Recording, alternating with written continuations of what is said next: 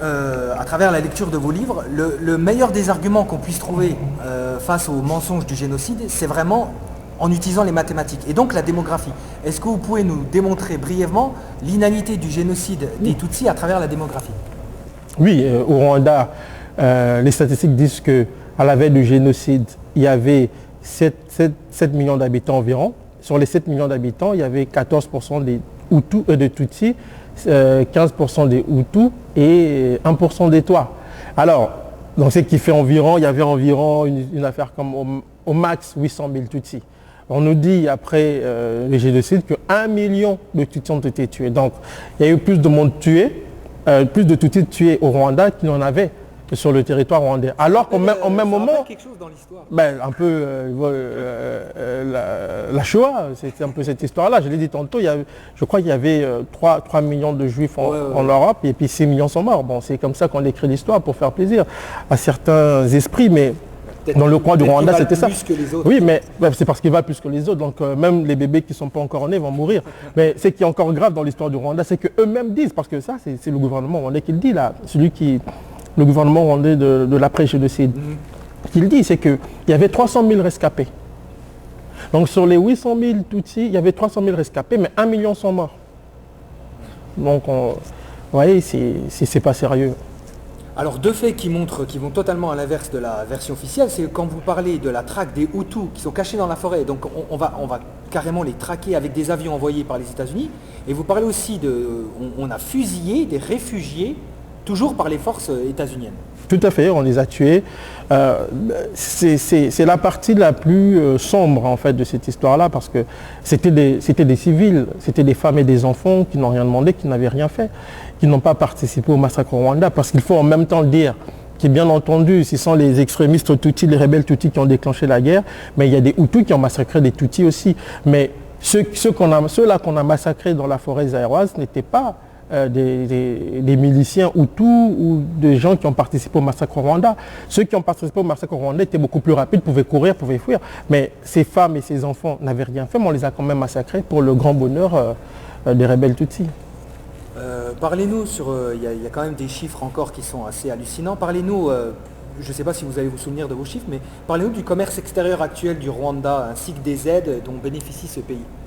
Mais, le Rwanda dépend à 40% de l'aide étrangère.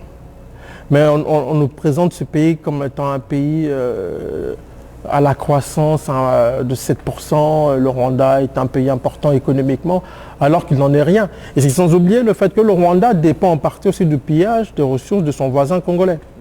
Donc aujourd'hui, on fait l'apologie de l'élève modèle du capitalisme criminel anglo-saxon en Afrique centrale. Quelles sont les richesses minières du Rwanda ? Mais on n'en trouve presque pas, il n'y a pas grand-chose au Rwanda. Vous savez, je vous donne un exemple pour rire. Il y a le lac Kivu, il y a du méthane dans le lac Kivu. Mais la plus grande concentration du méthane se trouve du côté congolais. Donc c'est comme si Dieu était vraiment fâché contre le Rwanda quand il le créait, quoi. C'est une terre d'agriculture. Tout à fait, et d'élevage. Et avec la population qui a... Ouais, les Rwandais sont des agriculteurs et des éleveurs. Mais non, avec Kagame, ils sont devenus... Les Tutsis étaient plus commerçants, vous dites un petit peu. Ouais, mais ils sont devenus, avec Kagame, ils sont devenus le plus grand exportateur de coltan qu'on retrouve dans le sous-sol congolais et non au Rwanda. Puis avec la démographie, est-ce que le Rwanda était vivable ou est-ce que c'était possible? Le problème au Rwanda, c'est la pression démographique. Ouais, c'est ça. C'est un pays qui est très peuplé et aujourd'hui, les autorités actuelles du Rwanda veulent régler ce problème en s'emparant d'une partie du Congo. C'est ça que j'explique dans le livre, la partie est, le Kivu, qui est riche en ressources naturelles aussi et qui a une très bonne terre aussi. Il va s'emparer de cette partie-là pour désengorger la pression démographique qui existe au Rwanda. Et donc pour cela, on se livre aussi à des massacres, au massacre des populations autochtones congolaises. Oui, pouvez-vous nous parler de la guerre du Kivu, qui est la guerre la plus ancienne qui se passe actuellement et la plus meurtrière depuis... Est-ce que vous pouvez nous faire un résumé rapide? Oui, elle a commencé en 1996, 2 ans après le drame du Rwanda. Donc l'armée rwandaise ougandaise appuyée par des mercenaires érythréens, chapeautés par le Pentagone, a envahi, c'était pas la guerre, c'était la guerre de Kivu au départ, mais qui va aller jusqu'à Kinshasa. Et on va renverser le président Mobutu qui était là. Et on va le remplacer par un homme qui est Laurent Désiré Kabila. Mais quand il va retourner sa veste, on va l'assassiner pour mettre en place un autre homme lige qui est l'actuel président du Congo, Joseph Di Kabila. Justement, on va aller un petit peu dans l'histoire, on va parler du Congo et de Patrice Lumumba. On a vu que le Canada était impliqué dans sa mort. Est-ce que vous pensez que Lumumba allait mettre en place une espèce de régime socialiste comme on peut le voir à Cuba en faisant un énorme travail sur les plus pauvres? Est-ce que vous pensez que c'est ça qui a été visé par les Occidentaux? Mais en fait, Lumumba est mort très tôt, on ne sait pas ce qu'il aurait fait après, mais ce qu'on sait en tout cas, c'est qu'il disait que les richesses du Congo doivent d'abord profiter aux Congolais. Il ne faut pas oublier qu'au départ, il est très apprécié des Américains. Pourquoi? Parce que les Américains à l'époque, et ça c'est très important pour les Africains qu'ils le comprennent, c'est que les Américains vont jouer un rôle déterminant dans la décolonisation des États africains. Pourquoi? Pour tuer les nations européennes. Voilà, parce que l'objectif des Américains, ce n'est pas d'aider les Africains à se libérer du colonialisme européen seulement, mais c'est surtout affaiblir. Non, on dégage, on pousse les Européens à la sortie pour les remplacer, pour imposer le capitalisme états-unien. C'était le but, c'était l'objectif principal. Et donc au Congo, on le voit clairement. Pourquoi? Parce qu'au tout début, les Américains soutiennent Lumumba contre les Belges. Mais quand ils se rendent compte que Lumumba n'est pas cet homme malléable qu'ils croyaient être, ils vont maintenant s'allier aux Belges pour le neutraliser. Et une fois neutralisé, ils vont placer au pouvoir le général Mobutu, qui était repéré par la CIA il y a quelques années plus tôt. Et une fois Mobutu au pouvoir, ils vont l'utiliser contre les Belges pour rester les maîtres du Zaïre, contrôler le Zaïre à travers le Zaïre, toute la région, durant toute la guerre froide. Est-ce que vous gardez espoir que le Congo un jour soit capable de se relever et de mettre en dehors toutes ces compagnies minières occidentales? Moi je garde espoir, pourquoi? Parce que je crois que le travail que nous menons actuellement, en tout cas d'éveil des consciences, commence à toucher de plus en plus des Congolais. Les Congolais se rendent compte que leurs adversaires, ce n'est pas les hommes riches qui sont au pouvoir, mais ceux qui sont derrière qu'on ne voit pas. Donc le fait que les Congolais le comprennent de plus en plus pour nous est quelque chose de déterminant. Maintenant, quel que soit le temps que cela prendra, je suis sûr et certain qu'un jour les Congolais libéreront leur pays.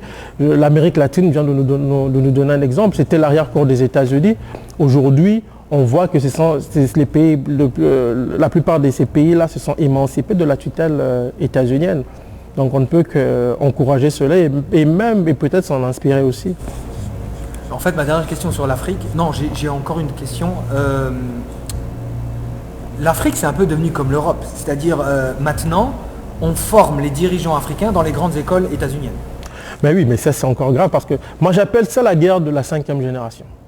C'est-à-dire que après des guerres meurtrières, on a utilisé les armes et tout le monde utilise toujours les armes. Mais les États-Unis n'ont plus les moyens de leur politique un peu partout à travers le monde. Alors, qu'est-ce qu'ils font face à des adversaires coriaces comme la Chine qui ont beaucoup plus de moyens financiers, et humains aussi? Les États-Unis vont miser sur les dirigeants de demain, un peu comme en Amérique latine dans les années 70 à l'époque de ceux qu'on a appelés les Chicago Boys, c'est-à-dire des gens qu'on formait dans les universités états-uniennes et qu'on réinjectait dans l'arène politique du pays ciblé pour qu'ils prennent le pouvoir et pour qu'ils servent au final les intérêts états-uniens. Et c'est ce qu'on fait aujourd'hui en Afrique. Vous allez remarquer que depuis 2010, il y a un programme de formation des young leaders africains, donc des jeunes africains qui sont formés aux États-Unis, qui vont rencontrer Obama, et qui vont être contents, qui vont après être réinjectés dans leur pays pour plus tard prendre le pouvoir et servir l'Empire. Mais ces jeunes-là ne s'en rendent même pas compte. Donc ils sont juste contents de prendre des photos avec Obama, mais ils ne comprennent pas qu'ils sont les acteurs d'un film macabre qui va mener à la destruction même du continent africain. Est-ce que ça fait partie de l'Africom, ça? Mais l'Africom, c'est le volet militaire de la stratégie américaine en Afrique. Mais avec les Young Leaders, c'est le volet entre guillemets intellectuel de la chose. Ah, puis il y a le volet aussi gauchiste avec l'embrigadement de la sexualité et de la tolérance envers... Il y a eu aussi ça beaucoup. Mais l'un des problèmes aujourd'hui, vous savez, les Africains sont des gens qui, culturellement parlant, ces choses-là n'existaient pas chez nous. Mais alors, pour désorganiser une société, il faut la désorganiser sur le plan culturel. Oui. Et je crois que les États-Unis, c'est ce que les Occidentaux veulent faire en Afrique. C'est-à-dire, pour détruire l'Afrique, il faut la détruire culturellement. Quand les premiers colons sont arrivés, c'est ce qu'ils ont fait. Par la ruse d'abord, et puis après, puisqu'ils avaient un certain avantage, ils avaient la poudre à canon, donc ils avaient les armes, ils ont dominé les Africains. Alors, quand on a dominé les Africains, la première chose qu'on a faite, c'était d'effacer leur histoire, d'effacer le passé. Et de leur imposer un modèle. Et donc ça fait que nos parents, qui ont évolué sous la période coloniale, ont ce complexe là envers le système occidental. Non, nous qui évoluons en Occident, qui constatons, qui voyons, on voit bien que bon, c'est pas sorcier, rien d'intéressant. L'Occident a compris que pour combattre l'Afrique profonde, il faut désorganiser son système culturel. C'est le rôle des ONG. C'est le rôle des ONG, c'est le rôle de ces gens qui nous disent que bon voilà, les hommes doivent se marier à d'autres hommes. Je n'ai rien contre moi les homosexuels, je le dis clairement. Chaque personne a le droit de faire ce que c'est privé. Mais qu'on n'impose pas ça aux États, parce qu'on a même menacé les États africains de sanctions si ils n'acceptaient pas l'homosexualité chez eux. C'est quelque chose de très grave. Mais les gens, le problème des Africains, c'est qu'eux limitent la compréhension de la démarche au simple fait que c'est une affaire d'homosexualité, c'est la culture occidentale. Même en Occident, ce n'est pas la culture occidentale.